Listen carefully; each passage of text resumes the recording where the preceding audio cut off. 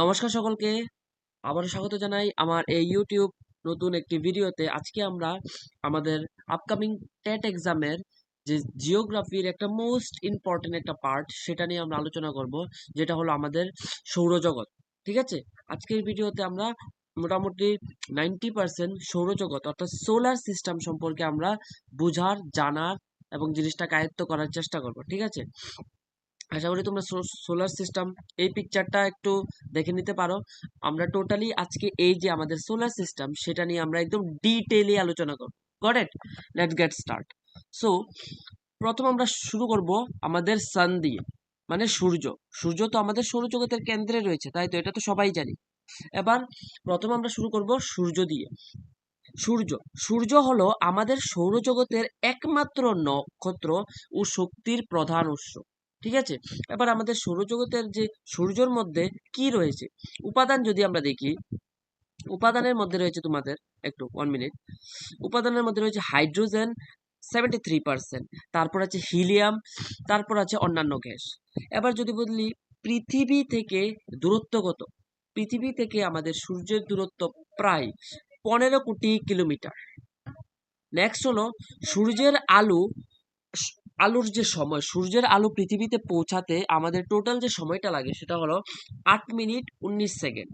ঠিক আছে, আর যদি বলি কেন্দ্রের তাপমাত্রা, কেন্দ্রের তাপমাত্রা হলো 15.7 মিলিয়ন কেলভিন। বোঝা গেল? এবার সূর্যের কিন্তু বিভিন্ন স্তর রয়েছে, সেগুলো আমাদের একটু দেখতে হবে। লেয়ার অফ সান, ফার্স্ট যে স্তরটা রয়েছে সেটা হলো ফটোস্ফিয়ার, যেটাকে বলে ফটোগোলক, সূর্যের একমাত্র দৃশ্যমান পৃষ্ঠ যা আমরা খালি চোখে দেখতে পাই না, যেটা হলো ফটোস্ফিয়ার। নেক্সট যে লেয়ারটা রয়েছে সূর্যের সেটা হলো ক্রোমোস্ফিয়ার। ফটোগুলোকের ঠিক উপরে অবস্থিত হালকা লাল রঙের একটা স্তর, যেটাকে আমরা বলি ক্রোমোস্ফিয়ার। তারপর যেটা রয়েছে করোনা, সূর্যের বায়ুমণ্ডলের বাইরের স্তর যা প্রচন্ড গরম, শুধুমাত্র সূর্যগ্রহণের সময় এটা দৃশ্যমান। ঠিক আছে, বোঝা গেল? আমরা এখানে সূর্যের যে তিনটা layer, layer of suns we have discuss. আর একটা বেসিক জিনিস, তারপর আমরা যে মোস্ট ইম্পর্টেন্ট প্রতিটা গ্রহর যে ফিচার্স, প্রতিটা গ্রহর কি কি আলাদা আলাদা বৈশিষ্ট্য রয়েছে, যেগুলো থেকে ঘুরিয়ে পেঁচিয়ে অনেক রকমের প্রশ্ন আছে, সেগুলো আমরা একটু ট্যাকেল করার চেষ্টা করবো। ঠিক আছে, আরেকটা এখানে আমরা কয়েকটা এক্সট্রা নলেজ, এগুলো থেকে অনেক সময় প্রশ্ন চলে আসে, এগুলো আমরা আগে একটু দেখে নিই। যেমন দূরত্ব পরিমাপের একক, যেটাকে বলে লাইট ইয়ার। আবার লাইট ইয়ার মানে কি? লাইট ইয়ার হলো আলো 1 জুলিয়ান বছরে, 1 জুলিয়ান বছর বলতে 165 দিন। তাহলে লাইট ইয়ার কি? আলো 1 জুলিয়ান বছরে শূন্য স্থানে যে দূরত্ব অতিক্রম করে সেটাকে আমরা বলি লাইট ইয়ার বা 1 আলোকবর্ষ। বুঝা গেল? তারপর হলো আরেকটা হলো পারসেক। পারসেক হলো এটি আলোকবর্ষের চেয়েও বড় একটি মহাজাগতিক দূরত্ব পরিমাপের একক। বোঝা গেল? এতটুকু ক্লিয়ার? এবার আমরা মেইন জিনিস আলোচনা শুরু করব। এবার পড়বো আমরা গ্রহের শ্রেণী বিভাগ, ক্লাসিফিকেশন অফ দ্য প্ল্যানেটস। এবার আমরা প্ল্যানেটের ধরন, আমাদের যে গ্রহগুলো সৌরজগতের যে চারদিকে গ্রহ, আমি একটু ছবিটা দেখিয়ে দিই। এই যে, এই দেখো, টোটাল আমাদের 1 2 3 4 টোটাল 8টা গ্রহ আছে, তাই তো? এটা তো আমরা সবাই জানি। এবার গ্রহগুলোর ক্যাটাগরি এবং তাদের যে ফিচার্স গুলো দিয়ে আমরা বুঝে আমরা গ্রহগুলোকে দুইটা ভাগে ভাগ করতে পারি, একটা হলো টেরেস্ট্রিয়াল প্ল্যানেট আর একটা হলো জোবিয়ান প্ল্যানেট। এবার কোনগুলোকে টেরেস্ট্রিয়াল প্ল্যানেট বলে আর কোনগুলোকে জোবিয়ান প্ল্যানেট বলে, আগে আগে একটু ফটোটা দেখে না। এই যে এখানে প্রথম যে 4টা গ্রহ আছে, এই 4টা গ্রহকে বলে ইনার প্ল্যানেট। আবার দেখো এখানে এটাকেই বলা হচ্ছে টেরেস্ট্রিয়াল প্ল্যানেট, পার্থিব গ্রহ। আর তুমি যদি পিকচারটাতে আবার দেখো, এই যে এখানে একটা বেল্টের মতো আছে, এই বেল্টের বাইরে যেগুলো আছে এগুলো মানে গ্যাসীয় গ্রহ। এগুলোকে আবার আরেকটা নাম দেওয়া হয়েছে, এগুলো একটু মনে রাখতে হবে। এগুলোর নাম কি? এগুলোকে বলে জোবিয়ান প্ল্যানেট। বোঝা গেল? তাহলে সূর্যের কাছাকাছি যে প্রথম যে 4টা গ্রহ আছে সেগুলোকে বলা হয় টেরেস্ট্রিয়াল প্ল্যানেট এবং বেল্ট রয়েছে এর মধ্যে। এবার বেল্টের পরে যে 4টা গ্রহ আছে সেগুলোকে বলা হয় জোবিয়ান প্ল্যানেট। এতটুকু ক্লিয়ার? এবার এগুলোকে কেনই বা ভাগ করা হয়েছে? অবশ্যই যে ইনার সূর্যের কাছে যে 4টা গ্রহ আর সূর্যের থেকে যে মানে বেল্টের পরে যে 4টা গ্রহ, দুটোটার মধ্যে অবশ্যই মানে যে 4টা গ্রহ রয়েছে, অবশ্যই তাদের মধ্যে কিছু পার্থক্য আছে। এবার পার্থক্যগুলো দেখি। প্রথমত যে টেরেস্ট্রিয়াল প্ল্যানেট, সূর্যের যে কাছাকাছি 4টা গ্রহ আছে সেগুলো আকারে তুলনামূলক অনেক ছোট, ঠিক আছে। আর জোভিয়ান যে প্ল্যানেট গুলো বলেছিলাম সেগুলো আকারে অত্যন্ত বিশাল, তারপর কঠিন শিলা ও পাথর দ্বারা গঠিত, বোঝা গেল? এগুলো কঠিন শিলা ও পাথর দ্বারা গঠিত। আর অন্যদিকে সেই যে জোভিয়ান গ্রহগুলো সেগুলো গ্যাসীয় পদার্থ এবং বরফ দ্বারা গঠিত। এগুলো সূর্যের কাছাকাছি অবস্থিত, এগুলো সূর্য থেকে অনেক দূরে অবস্থিত। উপগ্রহের সংখ্যা খুবই কম, কিন্তু দূরের যে গ্রহগুলো সেগুলোর যে উপগ্রহের সংখ্যা এগুলো অনেক বেশি। তারপর বলয় নেই। বলয় কি? মানে গ্রহের একটা চারদিকে একটা রিং এর মতো থাকে, সেগুলোকে বলয় বলা হয়েছে। এগুলো যে টেরেস্ট্রিয়াল প্ল্যানেট গুলো মানে পার্থিব গ্রহগুলোতে নেই, কিন্তু আমরা যে জোবিয়ান প্ল্যানেট সেগুলোতে কিন্তু আছে।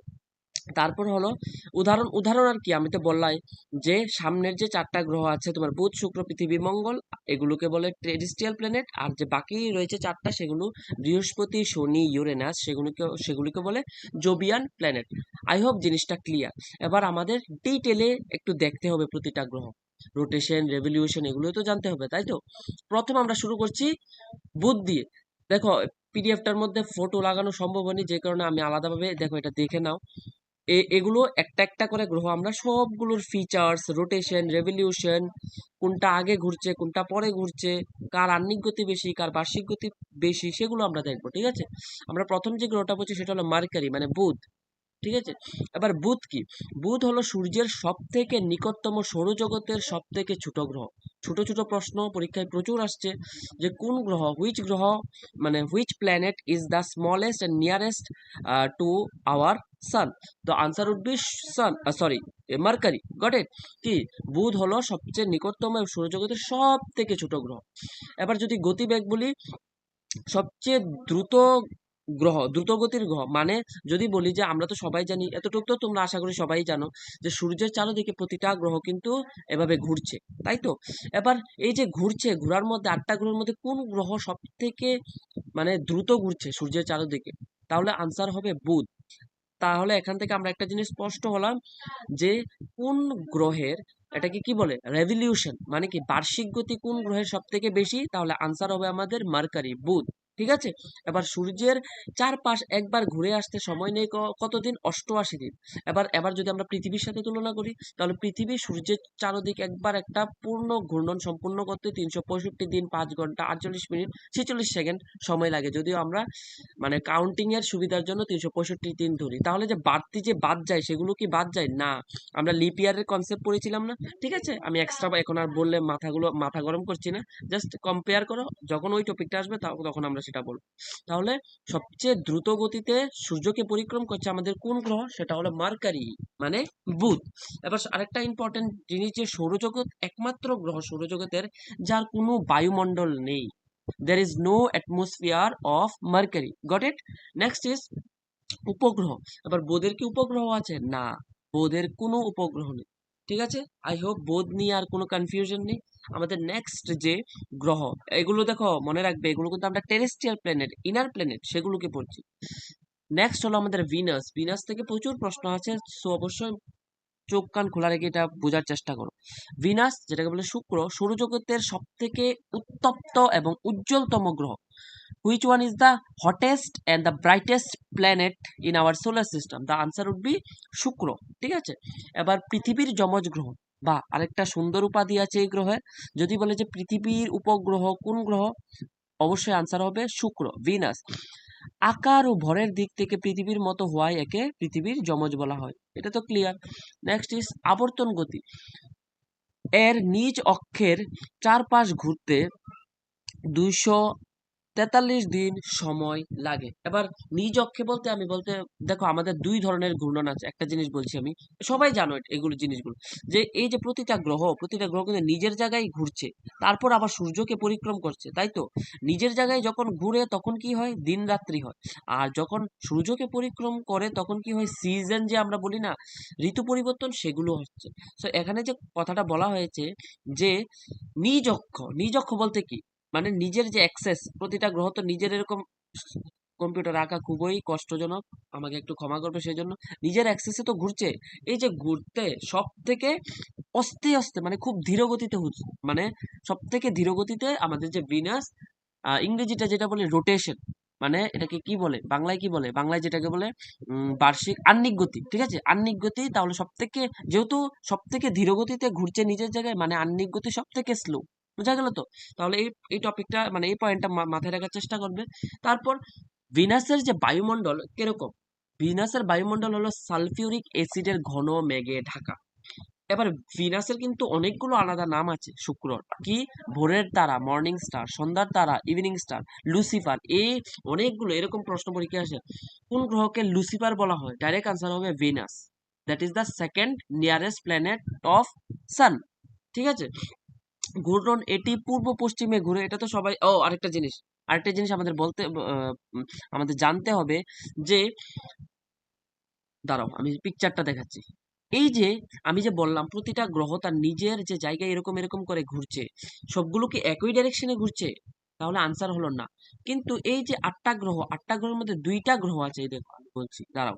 এই যে শুক্র আর ইউরেনাস, ঠিক আছে, শুক্র আর ইউরেনাস একমাত্র একটা গ্রহ যেগুলো এভাবে ঘুরছে। আমি ডাইরেকশনটা একটু এঁকে দেখার চেষ্টা করছি, এরকম ভাবে ঘুরছে। এবার এই যদি ডাইরেকশনটা দেখো, দাঁড়াও একটু, এই যে এইরকম ভাবে ঘুরছে, এই ডাইরেকশনটা যদি দেখো মানে পূর্ব থেকে পশ্চিম দিকে এইভাবে ঘুরছে। শুধু 2টা গ্রহ, মনে রাখবে, এগুলো এক্সেপশনাল, পরীক্ষায় আসার সম্ভাবনা বেশি, মনে রাখবে। এইভাবে ঘুরছে, কি, পূর্ব থেকে পশ্চিম দিকে। আর বাকি যতগুলো আছে সবগুলো আবার এদিকে ঘুরছে, এভাবে এভাবে। আই হোপ জিনিসটা ক্লিয়ার। ঠিক আছে, তাহলে ভিনাস শুক্র সম্পর্কে আমাদের দ্বিতীয় গুরুত্বপূর্ণ গ্রহ সৌরজগতের আমাদের আলোচনা হয়ে গেছে। I hope there is no doubt in this part, right? So let's move to the next part, that is পৃথিবী। পৃথিবী, আবার তো পৃথিবী নিয়ে অনেক কিছু পড়ার আছে, যেহেতু এটা আমাদের গ্রহ, তাই তো? ঠিক আছে, প্রথম ইম্পর্টেন্ট কয়েকটা দেখে নিই, তারপর যদি নেক্সট ক্লাসে, এক ক্লাসে এত কিছু করানো সম্ভব নয়। ভালো রেসপন্স পেলে আমি তোমার ল্যাটিটিউড, লঙ্গিটিউড, মানে এটাকে কি বলে, দ্রাঘিমা রেখা, অক্ষাংশ রেখা, এগুলোকে আমরা পড়বো। এগুলো থেকে প্রচুর প্রশ্ন আসে, প্রচুর।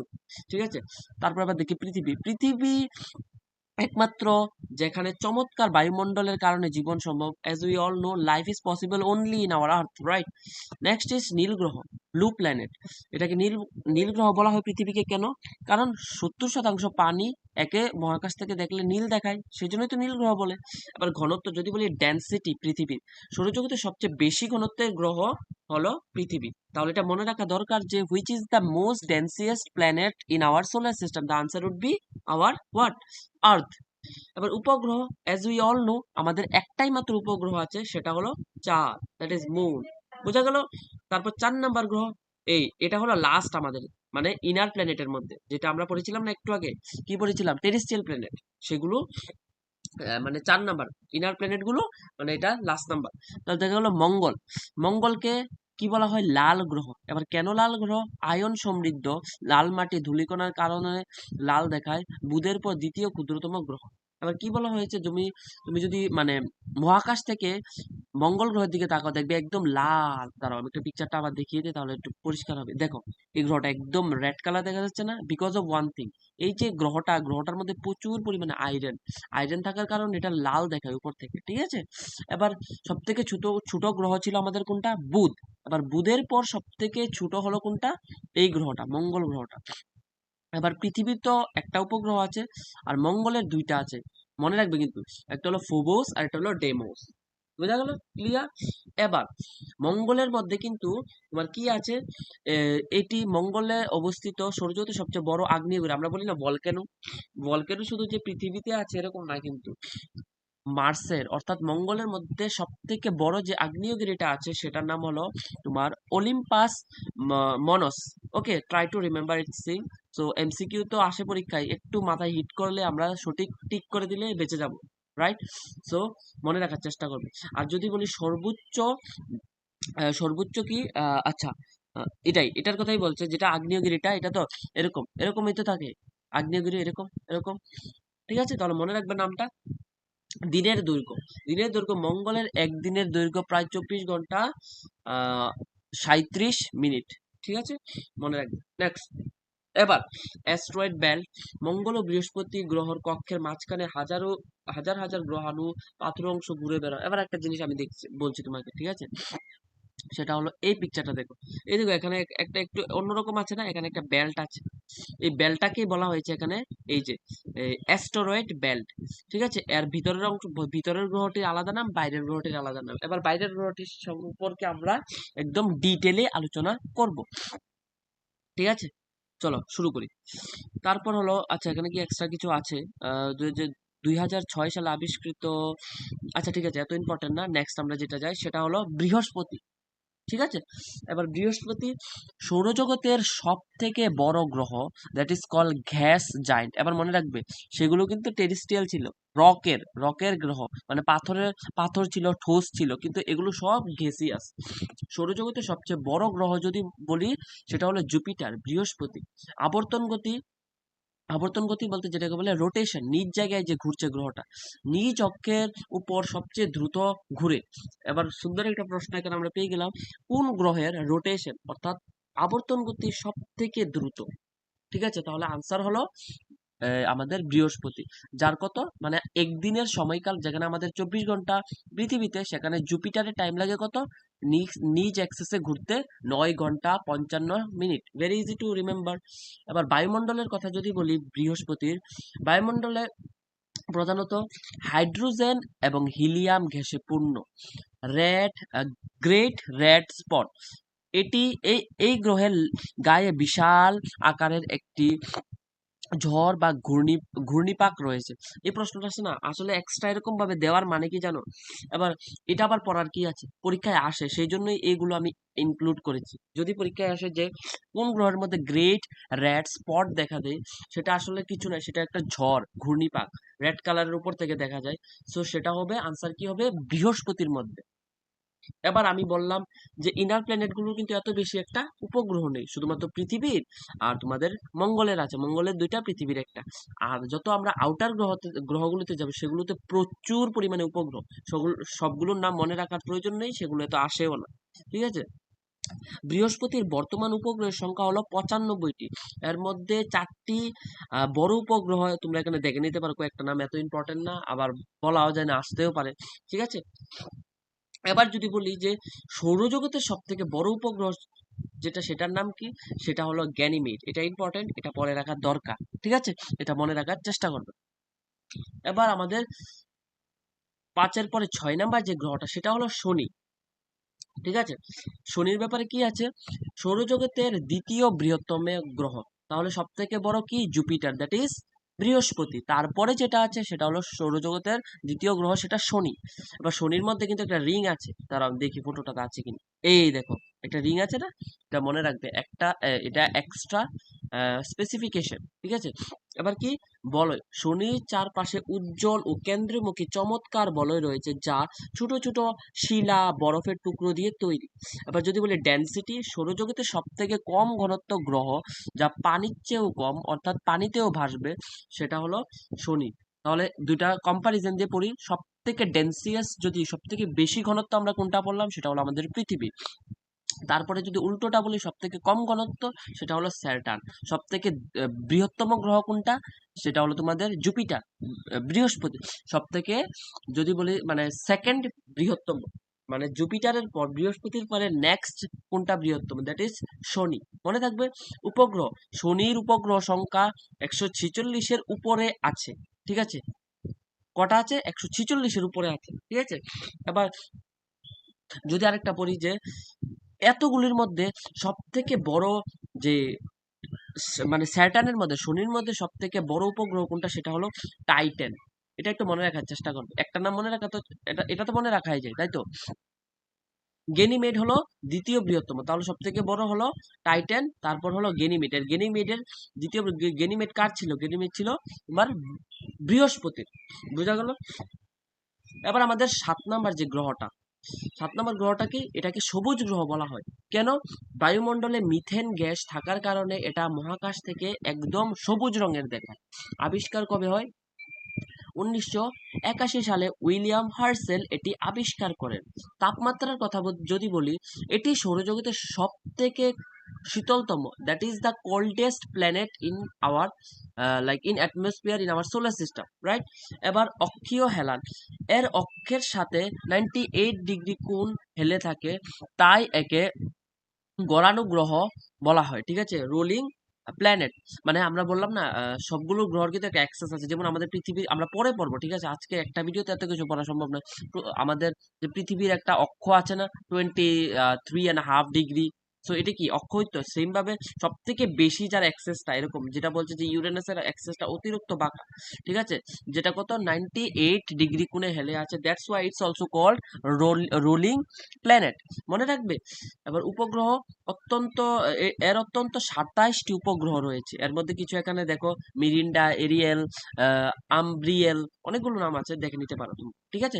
আমাদের লাস্ট যেটা নেক্সট ইম্পর্টেন্ট যে গ্রহটা, সেটা হলো আরেকটা জিনিস, বলতো এটা সম্বন্ধে আরেকটা আমরা কি পড়েছিলাম, যে এই গ্রহটা আর আমাদের যে ভিনাস, এই দুইটা গ্রহ এভাবে ঘুরছে, ঠিক আছে? আর নিগতিটা এভাবে হচ্ছে, সরি উল্টো বললাম, এভাবে এভাবে মানে পূর্ব থেকে পশ্চিম দিকে, তাই তো? আর বাকিগুলো কিভাবে ঘুরছে, বাকিগুলো এদিকে ঘুরছে। জিনিসটা ক্লিয়ার না হলে আরেকবার দেখবে, ঠিক আছে?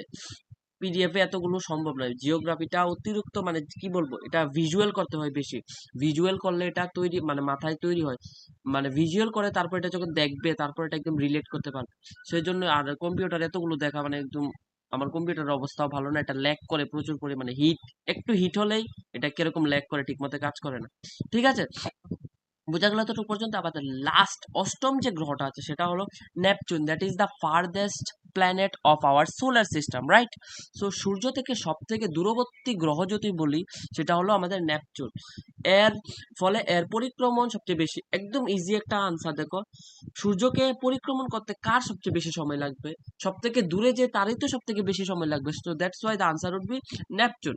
যদি বলে কোন গ্রহের, সৌরজগতের কোন গ্রহের যে বার্ষিক গতি মানে রেভলিউশন করতে সব থেকে বেশি টাইম লাগে, সেটা হলো নেপচুন। আর সব থেকে কম সময় লাগে কাছের যে গ্রহটা আছে, দ্যাট ইজ কোনটা ছিল আমাদের, বুধ গ্রহ, তাই তো?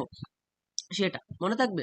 এবার যদি বলি নেপচুন নীলাভ গ্রহ, মিথেন গ্যাসের উপস্থিতির কারণে এটি দেখতে হালকা নীল রঙের দেখায়। আবিষ্কার 1846 সালে জোহান গার্ল এবং আরবেন লে ভেরিয়াস এটি গাণিতিক হিসাব নিকাশের মাধ্যমে আবিষ্কার করেন। বায়ুমণ্ডল, এটি সৌরজগতের সবচেয়ে ঝোড়ো এবং বায়ুমণ্ডলের তীব্র বাতাসযুক্ত। যদি এটার উপগ্রহের কথা বলি, তাহলে প্রায় 14টি পরিচিত উপগ্রহ, তার মধ্যে ট্রাইটন, নট টাইটন, টাইটান তো শনির, আমরা এর আগে পড়েছিলাম, এটা হলো ট্রাইট্রন, মনে রাখবে, বিখ্যাত।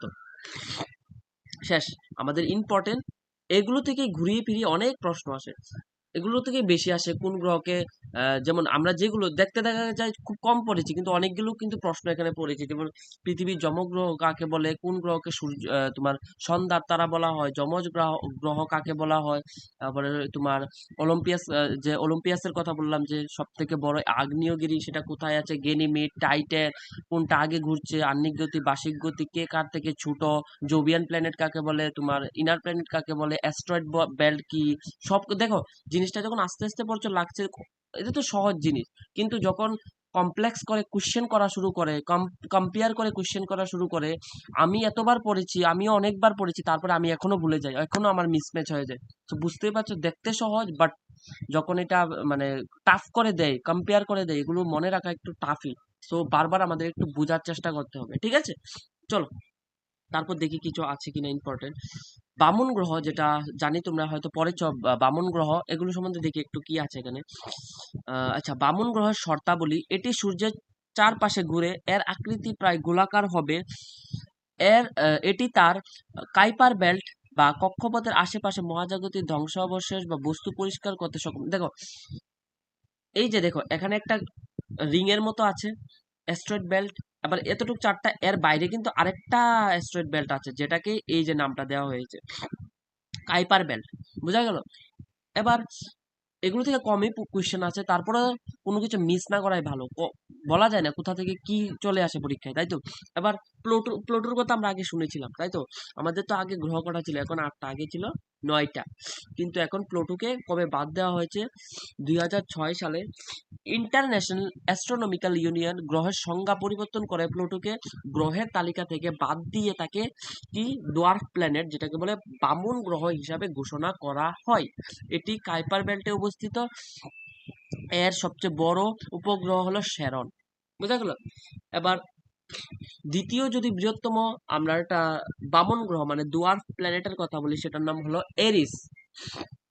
ঠিক আছে? তারপর তোমার ম্যাকম্যাকে, অনেকগুলো আছে, যদিও এগুলো এত ইম্পর্টেন্ট না। এবার দেখি আর কি আছে। গুরুত্বপূর্ণ মহাকাশীয় শব্দকোষ। আচ্ছা, এখানে, আচ্ছা এগুলো এত ইম্পর্টেন্ট না। আচ্ছা দেখে নেই তারপরে, ঠিক আছে? যেমন মহাকাশের সাথে মানে স্পেসের সাথে সম্পর্কিত অনেকগুলো টার্মিনোলজি আছে যেগুলো পরীক্ষায় আসে, অনেক সময় আমরা মিসম্যাচ হয়ে যায় যে এগুলো আসলে কি। এবার যেমন একটা ওয়ার্ড আছে যে কাইপার বেল্ট। কাইপার বেল্ট কি? কাইপার বেল্ট হলো নেপচুন গ্রহের বাইরে অবস্থিত বরফ পাথরের অ্যাস্ট্রয়েড পূর্ণ একটি বিশাল এলাকা। এই যে আমি বলছি তারা, এই যে গ্রহটা তো লাস্টে তো নেপচুন, এর বাইরে দেখো আমাদের এত বেশি পরীক্ষায় আসে না, তারপরেও বলা যায় না কি আসে। এর বাইরে আরেকটা এরকম এরকম রিং এর মতো আছে, যেটাকে আমরা কি বলি, এটাকে বলি এই যে কাইপার বেল্ট। তারপর সুপারনোভা, এটি একটি বিশাল নক্ষত্রের জীবনকালের শেষ বিস্ফোরণ। একটা নক্ষত্র যখন মানে তার লাইফ শেষ, এই সময় নক্ষত্রটার একটা বিশাল একটা এক্সপ্লোশন হয়, মানে বিস্ফোরণ হয়, যেটাকে বলে সুপারনোভা। ঠিক আছে? এগুলো একটা টার্মিনোলজি, আমাদের এগুলোর সাথে পরিচিতি থাকা দরকার। আবার আরেকটা ওয়ার্ড আছে পালসার। পালসার মানে অত্যন্ত দ্রুত ঘূর্ণমান নিউট্রন নক্ষত্র যা নিয়মিত তরঙ্গ সৃষ্টি করে। তারপর হলো ব্ল্যাক হোল। ব্ল্যাক হোল কি? মহাকাশে এমন এক স্থান যার মহাকর্ষ বল এত তীব্র যে আলোও সেখান থেকে বের হতে পারে না। তারপর আরেকটা ওয়ার্ড আছে তোমার স্পেসের সাথে আরো যে ওয়ার্ডগুলো আছে, যেমন ভ্যান অ্যালেন রেডিয়েশন বেল্ট। এটা কি? পৃথিবীর চারপাশে চার্জিত কণা দ্বারা গঠিত দুই বলয় বা আবরণ যা পৃথিবীকে রক্ষা করে। আর এটা হলো ল্যাগ্রাঞ্জ পয়েন্ট। দুটি বিশাল মহাজাগতিক বস্তুর মাঝখানে এমন একটি বিন্দু যেখানে তাদের মহাকর্ষীয় টান সমতায় থাকে। ঠিক আছে? এবার যেমন ভারতের আদিত্য L1 মিশন এবং আদিত্য L2 বিন্দুতে পাঠানো হয়। এবার হয়ে গেল এগুলো একটা টার্মিনোলজি, যেমন একটু জেনে রাখা ভালো, বলা যায় না তো কোথা থেকে কি চলে আসে। তারপর হলো ভারতের প্রধান মহাকাশ মিশন। এগুলো একটু আউট অফ বলবো না, সোলার যে আমরা যে সৌরজগৎ পড়ছি এগুলোরও পার্ট, মানে সাইড কিছু, মানে না এক্সেপশনাল কিছু মানে থিওরিটিক্যাল নলেজের জন্য কিছু কোয়েশ্চেন বলা যায় না এগুলো থেকে আসতে পারে, সেগুলো একটু দেখে নিতে পারো। যেমন আদিত্য L1 সূর্যের বায়ুমণ্ডল বা সূর্যকে মানে পর্যবেক্ষণের জন্য ইসরো মানে তোমাদের কি Indian space research and organization কর্তৃক প্রেরিত ভারতের প্রথম সৌর মিশন। তখন আসতেই পারে, বলা যায় না তো, জিওগ্রাফির পার্ট আসতেই পারে যে প্রথম ভারতের যে ইসরো দ্বারা মানে সূর্যকে পর্যবেক্ষণ করার জন্য কোনটা পাঠানো হয়েছিল, দ্যাট ইজ আদিত্য L1। ঠিক আছে? তারপর হলো চন্দ্রায়ন 3, ইসরোর সফল চন্দ্র অভিযান। ঠিক আছে? আবার যেগুলো ল্যান্ডার ওই এখানে গিয়ে নেমেছিল, যেগুলোর একটা নাম আছে, যেমন রোভার। রোভার প্রজ্ঞান, আর ল্যান্ডিং স্থান হলো চাঁদের দক্ষিণ মেরুর কাছে, যাকে শিব শক্তি পয়েন্ট নামকরণ করা হয়েছে। দেখি আর কি আছে। শেষ। শেষ, আর এর বাইরে কিছু নেই। দেখতে দেখা যায় ছোট, দেখো যদি ভিডিওটা ভালো লাগে থাকে প্লিজ প্লিজ আমাকে একটু সাপোর্ট করে জাস্ট একটু বলে দেবে যে ঠিক আছে, আমি তোমার মানে আমি চাইছি যে একটা প্লেলিস্টের মতো তৈরি করবো, সিকোয়েন্স ওয়াইতে একটার পর একটা শেষ করব। যেমন এগুলো থেকে প্রচুর প্রশ্ন আসে, তো অনেক প্রশ্ন আসে। তারপর আমরা যেমন ল্যাটিটিউড লংগিটিউড, জিওগ্রাফি আসলে কি জানো? জিওগ্রাফি হলো তোমাদের মানে কনসেপচুয়াল, এটার সাথে ভিজুয়াল করতে হবে। ঠিক আছে?